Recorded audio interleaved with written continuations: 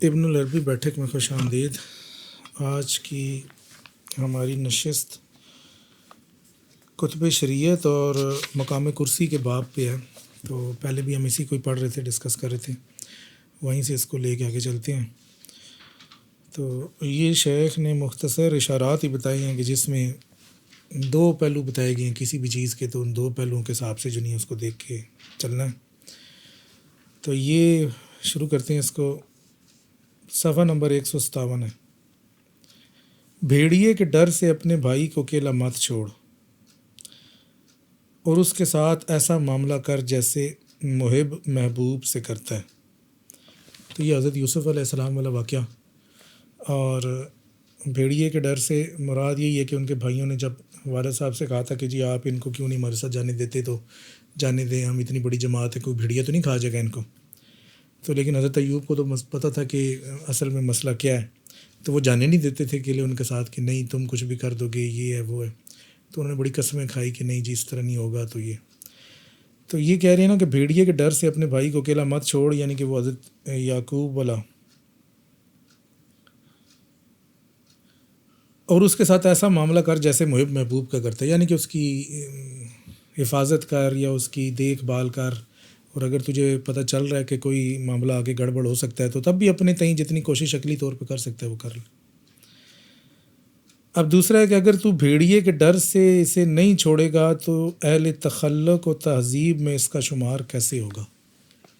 کہ حضرت یوسف علیہ السلام کو تمام مقامات جو ملنے ہیں اس کی تو ابتدا ہی وہیں سے ہونی ہے کہ جب انہوں نے کنویں میں گرنا ہے، اور اس کے بعد اس کے آہستہ آہستہ ایک لمبا سفر ہے، وہ کرتے کرتے جائیں گے، اور پھر کدھر مصر پہنچیں گے، اور غلامی ہوگی، اور یہ سب کچھ ہوگا، تو اینڈ پہ جا کے کبھی وہ ان کو بادشاہت ملے گی۔ لیکن چونکہ ان کی قسمت میں یہ سارا کچھ ہے اور انہیں کرنا ہے، تو وہ ابتدا تو یہیں سے ہونی ہے۔ تو وہ جو پہلے تھا نا کہ بھیڑیے کے ڈر سے نہ چھوڑ، یہ ایک پوائنٹ آف ویو ہے، اور دوسرا پوائنٹ آف ویو یہی ہے کہ تو بھیڑیے کے لیے اگر نہیں چھوڑے گا، یا ان کی تکالیف کے لیے اپنے نفس کو یا اپنے بھائی کو یا کسی کو بھی اگر اس کو کہے گا کہ تکلیف ہی نہ آئے، تو پھر وہ آگے مقامات کس طرح پا سکتا ہے۔ اچھا جی آگے ہیں، اس کے ساتھ نرمی مت کر بلکہ اسے ویرانے میں چھوڑ دے تاکہ وہ اسماء کی تاثیر دیکھے۔ اگر تو اچھا مقام چاہتا ہے تو عزیز کو دفنا دے۔ تو وہی اس کے ساتھ نرمی مت کر، مطلب یہی جو کہ بھائی کا معاملہ تھا پہلے حضرت یوسف علیہ السلام کا، کہ اگر انہوں نے کوئی مقام پانا ہے تو پہلے تو ان کو چھوڑنا ہی پڑے گا نا سب کچھ۔ تو اگر وہ یہ تنگی نہیں دیکھیں گے تو پھر مقام کس طرح پائیں گے؟ تو ویرانے میں چھوڑ دے سے مراد بھی وہی ہے تاکہ وہ اسماء کی تاثیر دیکھے، اور اس کا بھروسہ جو ہے وہ اللہ تعالیٰ پہ ہو۔ جب سارے ٹوٹ جائیں گے تو پھر وہ اللہ تعالیٰ پہ پھر ہی آئے گا نا۔ اگر تو کہے کہ نہیں جی میرا تو ابا زندہ ہے، تو پھر اللہ پہ تو بھروسہ نہیں ہوگا نا، پھر تو والد پہ ہی بھروسہ ہوگا۔ جب والد نہیں رہے گا اور کوئی بھی نہیں رہے گا تب تجھے سمجھ میں آئے گی کہ جی اللہ تعالیٰ جو نہیں ہے وہی ہے میرا۔ آسمان تو بھی مارتا نہیں بندہ، جب پانی میں گرتا ہے نا تو پھر آسمان مارا شروع کرتا ہے، یہاں پہ کوئی سارا نہیں، جانے والا بھی نہیں ہے، وہ خود ہی میں نے جانا ہے آگے۔ ہاتھ پاؤں تو پہلے بھی مار رہا ہوتا ہے، لیکن ایک بھروسے کی بات ہے نا، پھر بھروسہ اس کو، پھر جب وہ کہتے ہیں نا کہ دل سے، مطلب اسی وقت پکارتا ہے جب سارے چھوٹ جاتے ہیں نا، پھر دل سے پکارتا ہے اللہ کو، یا اللہ تو ہی ہے، اور تیرے علاوہ کوئی بھی نہیں ہے۔ پھر اللہ کہتا ہے اب یہ اس کے سارے ختم ہیں، اب فلی کنسنٹریشن اس کی میرے اوپر ہے، اور میرے اوپر ہی بھروسہ کر رہا ہے۔ یہ نہیں، وہ اس وجہ سے کرتا ہے کوئی ہے ہی نہیں نا، اور اگر کوئی ہو تو پھر وہ کیوں کرے؟ مات تو وہی ہے، جب تک باپ زندہ ہے یا جب تک کوئی اور دادا زندہ ہے یا کوئی ہاتھ پکڑنے والا، کوئی اس کو سپورٹ کرنے والا زندہ ہے، وہ کبھی بھی خود نہیں، اللہ پہ تو جائے گا ہی نہیں نا، وہ سبب پہ ہی رہے گا۔ اس وجہ سے کہا کہ اس کو ویرانے میں چھوڑ دے۔ ویرانے کا مطلب یہی ہے کہ اب کوئی سہارا نہیں رہ گیا۔ اللہ کی زبان سے تو ہم کہہ دیتے ہیں ٹھیک ہے بھائی ہمارا تو بھروسہ اللہ تعالیٰ پہ ہی ہے، لیکن جب یہ لیکن آ جاتا ہے نا بیچ میں، پھر لیکن والا معاملہ آگے نہیں، زبان سے کہتے ہیں لیکن ہوتا تو نہیں ہے نا۔ زبان سے کہہ بھی دیا لا الہ تو کیا حاصل ہے جی؟ اگر تو اچھا مقام چاہتا ہے تو عزیز کو دفنا دے۔ عزیز الجدس، عزیز سے مراد میرے خیال میں خواہش کی تو بات ہو رہی ہے، نہیں یہ دنیا کے سارے کو چھوڑ دینا، دنیا کا سارا ہی عزیز بالکل بادشاہ کو کہتے ہیں، دنیا کے سارے کو چھوڑ دیں۔ آگے جی دوسرا پوائنٹ آف ویو، عزیز کی قدر پہچان، کہ اسی نے تجھے خلیفہ بنایا ہے۔ یہ عزیز دوسرا ہے، العزیز والا۔ ہاں یہ عزیز ویسے دوسرا والا ہے، ایک عزیز یہ ایک عزیز وہ ہے نا، دونوں کے مطلب یہ دوسرا عزیز ہے، لیکن یہ چونکہ نام دونوں کا ایک ہی ہے نا، تو اس وجہ سے مناسبت ہاں تو عزیز کی قدر پہچان ایک کو پکڑ کہ اس نے تجھے خلیفہ بنایا اور بشیر کا سامنا کر واہ اور قافلے کا منتظر مت رہ، شیخ کبیر کی اتباع کر اور اپنے ماں باپ کو تخت پر بٹھا۔ تو یہ بھی حضرت یوسف علیہ السلام کی اسی میں چل رہی ہے نا۔ اب یہ خلیفہ تو خیر بہت اینڈ پہ بنے تھے نا، لیکن اللہ تعالیٰ نے تو شروع میں ہی بنا لیا تھا نا، کیونکہ جب وہ کنویں میں ان کو گرایا تھا تو اس کے بعد سے ان کا معاملہ جو نا وہ کھل گیا تھا، اور اللہ تعالیٰ نے کہا تھا کہ میں تیری رہنمائی جو نہیں ابھی سے ہی کر رہا ہوں۔ ظاہری بات ہے اور کوئی تھا ہی نہیں ادھر، کنویں سے مراد بھی تو یہی ہے نا، ویرانی تنگی کے لیے۔ تو بشیر کا سامنا کر، یہ وہی والی بشارت ہے۔ گرایا تو سب سارے ہوں گے نا، کوئی سارا نہ رہا، ہر چیز ختم ہو گئی، بھائی بھی چلے گئے، پھر وہ تھے اور رب تھا، تو وہاں پہ پھر انہوں نے دل سے جو بات کی وہ پھر اللہ تعالیٰ نے سنی، انہوں نے کہا چلو اس کو اور بشارت یہ وہ جو خواب والی بشارت تھی، ایک خواب والی بشارت بھی تو تھی، لیکن وہ جب یہ سارے ختم ہو گئے تو وہاں پر بھی اللہ تعالیٰ نے دوبارہ سے بشارت دی نا۔ تو بشیر کا سامنا کر، قافلے کا منتظر مت رہ، اسباب پہ بھروسہ مت کر کہ قافلے والے آئیں گے، ڈول ڈالیں گے، مجھے نکالیں گے۔ آگے کہیں جی شیخ کبیر کی اتباع کر۔ اب شیخ کبیر سے مراد جو ہے نا وہ شیخ نے وہی لیا ہے کہ حق تعالیٰ کی اتباع کر، کیونکہ سب سے بڑا ہے نا، اللہ اکبر ہم کہتے ہیں اسی وجہ سے۔ تو چھوٹے چھوٹے شیوخ جو ہیں، اب جب سارے چھوٹے سارے ختم ہو جائیں تو ظاہری بات ہے بڑا سارا تو وہی ہے نا، وہ سب پکا سارا ہے، پکا سارا ہے۔ چھوٹے سب شیوخ کا سارا ہے نا۔ اور اپنے ماں باپ کو تخت پر بٹھا۔ ماں باپ سے انہوں نے مراد لی ہے کہ جی جسد اور نفس کلیہ، اور خیر انہوں نے ایک دوسرے سینس میں کی ہے کہ جی جسد اور نفس کلیہ کو جو نہیں ہے اوامر شریعہ کے تابع بنا۔ آگے جی قمیص مت بھیج۔ ایک تخت پہ بٹھانے سے مراد یہ نا، وہ خود بھی تخت پہ بیٹھے تھے، ماں باپ کو بھی ماں باپ کو بھی وہاں بٹھایا، نہیں خود تو نہیں بیٹھے تھے نا، خود تھے نا تخت پہ ہی تھے۔ یہ تو ابھی ادھر شروع ہے نا، شروع میں تو تخت پہ نہیں بیٹھے تھے نا، یہ تو شروع میں بتایا جا رہا ہے کہ جب وہ کنویں میں گرے ہیں، ہاں اس ٹائم کیڑا تخت تھا۔ انہوں نے کہا کہ سب کچھ مجھے ہی میرا بنا دیا۔ یہ مراد ہے کہ حق تعالیٰ کے اوپر فوکس کر، اب اور ادھر تیرا کوئی سہارا نہیں ہے۔ قمیص مت بھیج کہ شیخ حریص ہے، اور اونٹ کو چراغ آپ بھیج کہ یہ صبح و شام چریں۔ اسے حاشیے میں لکھتے ہیں جی کسی کے ساتھ اس کی غرض کے مطابق مت چل، ہاں اگر وہ اللہ کا حکم ہو، اور اپنے اعمال کی سواریوں کو چراغاہ بھیج۔ تو قمیص تو انہوں نے بھیجی تھی حضرت یعقوب کو، وہ بھی بالکل اینڈ پہ کہ جب ان کی بنائی چلی گئی تھی تو اس کے بعد بھیجی تھی۔ اب پہلے لیکن بھی تو بھیج سکتے تھے نا، ہاں نہیں پہلے بھی بھیج سکتے تھے۔ اب شیخ حریص سے مراد یہی ہے کہ شیخ جو ہے وہ ملاقات کی حریص تھے، اور تو کوئی ان کا تھا مقصد نہیں تھا نا۔ اچھا انہوں نے لکھا ہے کہ جی شیخ کو قمیص مت بھیج کہ شیخ حریص ہے کہ کسی کے ساتھ بھی اس کی غرض کے مطابق مت چل، ماں سوائے اگر اللہ کا حکم ہو۔ اور کہتے ہیں اسی لیے یوسف علیہ السلام نے اپنے باپ کی طرف قمیص بھیجنے میں کوئی جلدی نہیں کی۔ وہ آخر میں بھیجی سینڈ پہ جب بالکل وہ کیوں؟ کیونکہ وہ بھی نہیں چاہتے تھے نا، اللہ تعالیٰ نے جو اللہ کا حکم دیا انہوں نے قمیص نہیں بھیجی۔ نہیں بھیجی، واہ، کیونکہ ان کا مقصد یہ نہیں تھا کہ وہ باپ کو خوشی دیں، ان کا مقصد تھا رب کا حکم آئے گا تو دیں گے نا، وہ باپ کی تو بھی آزمائش ہے نا۔ دونوں کے لیے بات تھی نا۔ دیکھیں باپ کی آزمائش یہ ہے کہ وہ بیٹے کی محبت میں اندھا کیوں ہوا، اور بیٹی رب کی محبت میں کیوں نہیں ہوا، یہ بھی تو سوال بنتا ہے نا۔ تو اللہ تعالیٰ چاہتا ہے تو خیر شروع میں ہی وہ بینائی لٹا دیتا اور سب کچھ کر دیتا، لیکن اب یہ یوسف کا پوائنٹ آف ویو میں وہ کہہ رہے ہیں کہ شیخ کو قمیص مت بھیج ابھی جب تک تیرا حکم نہیں آ رہا۔ اور آگے کہہ رہے ہیں کہ جی ہاں آگے وان ذلیبل، اور یہ اپنے اونٹ یعنی کہ اپنے اعمال جو تو کر رہا ہے نا ان کو صبح شام بس کرتا رہے، ہمارا کو یاد آتا رہے ہاں اللہ کا حکم ہے، اس کو جو اللہ تعالیٰ نے تجھے حکم دیا ہے وہ تو اس کے مطابق جو نہیں ہے وہ کرتا رہے بس۔ بجا لاتا ہے۔ آگے کہ جی ان دونوں کو عرش پر مت بٹھا۔ پہلے تھا کہ ماں باپ کو عرش پر بٹھا، اب آیا کہ ان دونوں کو عرش پر مت بٹھا بلکہ فرش پر ان کا ٹھکانہ بنا اور ان کے لیے رحمت کے بازو بنا۔ وَاخْفِضْ لَهُمَا جَنَاحَ الرَّحْمَةِ وَلَا تَنْهَرْهُمَا وَلَا تَقُل لَهُمَا اُفٍّ، اور ان کو اف تک نہ کہے اور نہ انہیں جھڑک۔ یہ اب ماں باپ کی بات ہو رہی ہے، حقیقی والدین کی بات ہو رہی ہے یہ۔ دنیاوی ہمارے والدین ہیں، اور اگر کر سکتا ہے تو ان کو مٹا دے، بس ان سے سارے بھروسہ اپنا جتنا تو نے ان پہ رکھا ہوا ہے ختم کر دے، کیونکہ وہی تیرا حجاب ہے اور یہی تیرا باب ہے۔ اب یہ جو پوائنٹ آف ویو ہے نا، یہ بھی شیخ نے دو پوائنٹ آف ویو دیے ہیں، ایک یہ ہے کہ حقیقت میں، اور ایک جو نہیں ہے وہ اللہ تعالیٰ نے جو ادب میں کہا۔ ادب میں تو وہ بتا دیا نا کہ جی ان کے لیے جناح الذل من الرحمہ، یعنی کہ رحمت سے پیش آ، اور ان کو اف نہ کہے اور ان کو نہ جھڑک، لیکن اس کے باوجود بھی اینڈ پہ کہتے ہیں کہ بھروسہ تیرا ان پہ نہیں ہونا چاہیے کسی صورت. اگر تیرا بھروسہ ان پہ ہے تو بس پھر تیری کہانی خراب ہے. جھڑکنے والی بات تو چلے ٹھیک ہے نا, تیرے ماں باپ ہیں, تیرے دنیا میں لانے کا ایک سبب بنے ہیں, اور انہوں نے تیری پرورش کی ہے, ٹھیک ہے نا, وہ اس سینس میں ہے کہ ان کا شکر بجا لانے کے سینس میں ہے کہ یہ سارے معاملات ان کے ساتھ کر, ان کا دوست رکھنا ہے. باقی جو بھروسہ ہے وہ تو انہیں اللہ پہ رکھنا ہے. باقی اگر بھروسہ گراؤنڈ پہ ہو گیا تو پھر تو نہیں نا. جھڑکنے کی بات اس وجہ سے کی ہے کہ عمومی طور پہ بھی ہمارے معاشرے میں لوگ یہ سمجھتے ہیں کہ جی اگر آپ نے ماں باپ کا حکم نہیں مانا تو آپ نے غلطی کی. یہ کنسیپٹ ہے پورا, چاہے غلط کہہ رہے ہیں چاہے صحیح کہہ رہے ہیں. اور اب جب کہا نا کہ ان کو نہ چھیڑا ان کے, تو لوگ اس کا مطلب یہ سمجھتے ہیں کہ آپ وہ جو بھی کہیں تو وہ جائز ہے, ٹھیک ہے, ہمارے لیے کرنا واجب ہے. اللہ کے معاملے میں اللہ یہ بتا رہا ہے کہ ایسی بات نہیں ہے, وہ ایک سبب ہے, لیکن اس کا مطلب یہ نہیں ہے کہ تم سبب کو اٹھا کے مسبب الاسباب سے اوپر کر دو. میرا حکم اوپر ہی رہنا ہے.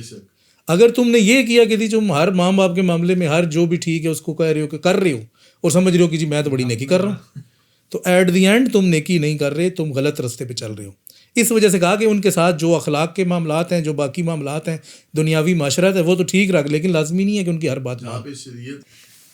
اچھا, یہ اب ٹاپک حضرت یوسف والا جو نہیں ہے وہ ختم ہوا ہے. اب یہاں پر آگے دوسرا کہ جی جوان جماعت کی تباہ کر اتبع الفتیہ فہم الجلۃ العلیٰ, کہ جوان جماعت وہ جو قرآن مجید میں ہے نا کہ حضرت کاف والا معاملہ تھا کہ جی کہ چند جوان, ان کے لیے فتیہ, فتح کا لفظ ہے کہ پتہ نہیں کیا ہے, فتیہ کا ہی شاید لفظ ہے, کہ وہ چند جوان نکلے, انہوں نے کہا کہ نہیں جی بادشاہ تو دوسرے مذہب پہ تو نہیں چھوڑے گا, تو پھر ہم نکلتے ہیں یہاں سے. تو ان کے لیے کہا کہ وہ جوان تھے, تو کہتے ہیں جی ان جوانوں کی اتباع کر کیونکہ وہ بڑی اچھی جماعت ہے. ایک پوائنٹ آف ویو. دوسرا پوائنٹ آف ویو ہے کہ جی ان کے اثر یا ان کی اتباع جو ہے ان کے آثار کی پیروی جملتاً کسی صورت مت کر, اور نہ ہی ان تک جانے کی طرف کوشش کر. یہاں پر لکھا ہے نہ ہی ان کی طرف دھیان دے. اچھا, یہ کاف والے جوان تھے, ظاہری بات ہے اللہ تعالیٰ نے کہا کہ جی جماعت ہے, فلانا ہے, سب کچھ ہے. تو دوسرے میں کیوں کہا کہ جی یہ بات تو سمجھ میں آ گئی نا کہ ایک اچھی جماعت تھی تو ہمیں اچھی جماعت کی پیروی کرنی چاہیے. تو دوسرے میں یہ کیوں کہا کہ جی ان کے آثار کی ہرگز پیروی مت کر, نہ ہی ان کی طرف دھیان دے, یعنی کہ ان کی راہ پہ نہ چل, اس طرح ایسولیٹ نہیں ہونا. اصل میں ولا تتخذ الیہم سبیلا, یعنی کہ دیکھیں نا جب آپ کسی کی اتباع کرتے ہیں تو اس کی راہ پہ ہی چلتے ہیں نا, جیسے وہ کر رہا تھا ویسے کر رہے تھے. تو یہ کہاں پر کہا کہ ان کی راہ پہ نہ چل, یعنی کہ ان جیسا وہ کر رہے تھے ویسے نہ کر, کیونکہ ہر بندے کا معاملہ جدا ہے. اب وہ بے شک ان کو فتیہ تو کہا گیا, وہ فتیہ جو جوان کہا گیا وہ اس سینس میں کہا گیا کہ وہ ان میں اتنی قوت تو تھی کہ حق کا جب انہوں نے ان کو معرفت آئی تو اس پر قائم رہے, لیکن بادشاہ کے سامنے کھڑے نہیں ہو سکے, نکل گئے نا, چھپ گئے, بھاگ گئے. ان میں وہ قوت نہیں تھی, مقابلے کی قوت نہیں تھی, صرف اتنی قوت تھی کہ حق ان کے کل میں آیا تو وہ اس پہ قائم ہو گئے بس. پر بادشاہ نے کہا کہ یا تو اب یہ مار دے گا یا کچھ کر دے گا, تو ناس گئی. تو اس سینس میں کہا کہ ٹھیک ہے وہ اچھی جماعت ہے, لیکن لازمی نہیں ہے کہ تو انہی کی پیروی کر.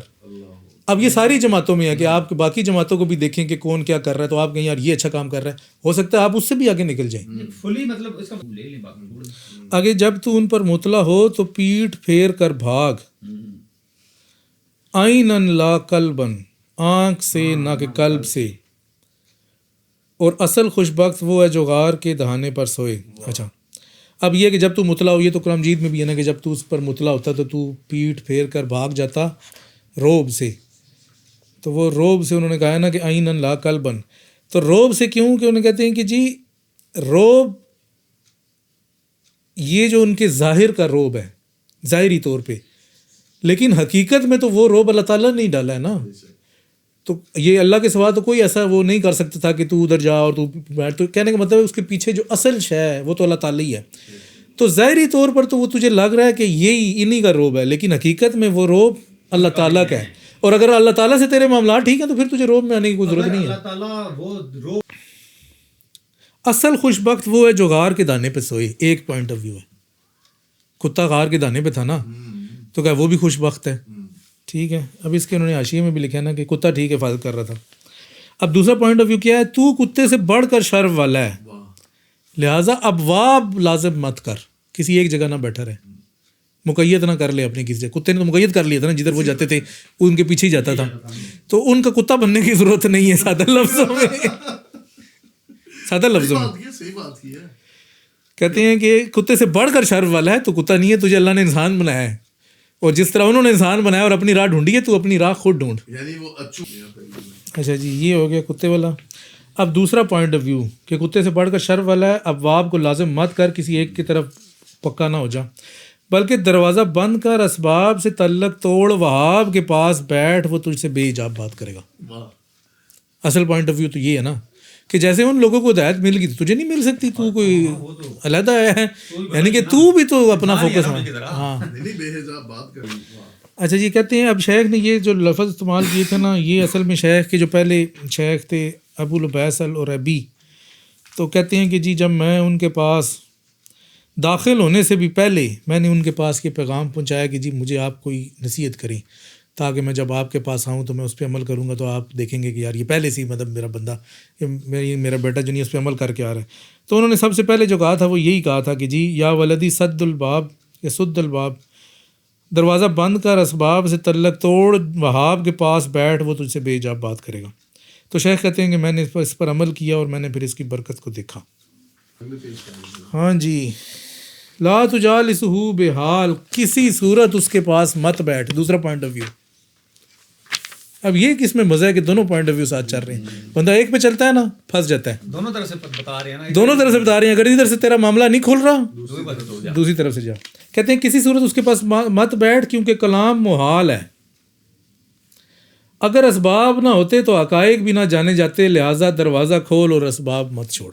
اب دیکھیں کیسی پیاری بات کی ہے کہ تو کدھر بہ گیا, بیٹھ گیا, تیری نہ استعداد نہ تیاری, نہ تجھے پتہ, نہ تجھے کرنا کیا ہے, تو ایویں ہی اٹھ کے بیٹھ گیا. تو اب وہ تیرے سے کرے گا تو بیچ میں جا, تجھے سمجھ نہیں آ رہی, کچھ کر نہیں رہا, پھر شیطان بھی آ جائے گا, کوئی اور طرف تجھے لگا دے اور تو سمجھے کہ سب حق کی طرف سے یہ, تو پھر تیرا کیا ہوگا. تو اس وجہ سے کہا کہ اللہ نے یہ دنیا میں یہ باقی چیزیں جو اسباب بنائے ہیں کسی مقصد کے لیے بنائے ہیں, ان کو بھی دیکھ. تو کہا کہ اسباب نہ ہوتے تو حقائق بھی نہ جانے جاتے. تو اسی وجہ سے کہہ رہے ہیں کہ بھائی دونوں پوائنٹ آف ویو ضروری ہیں.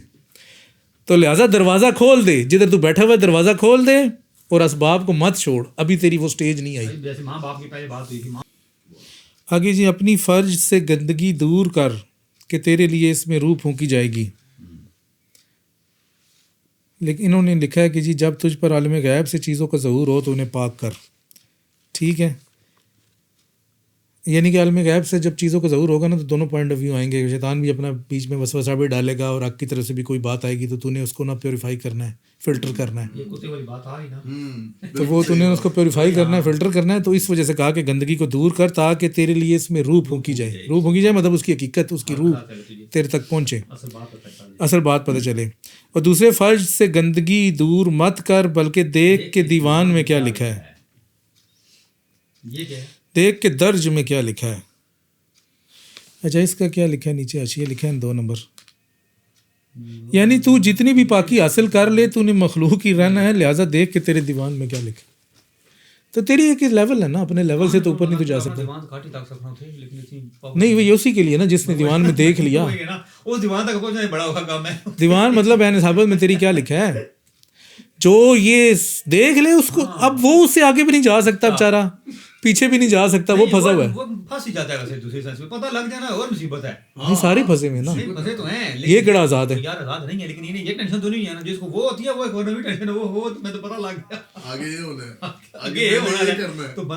نہیں پھنستا تو نہیں ہے, لیکن اس کی فائدہ بھی تو ہے نا.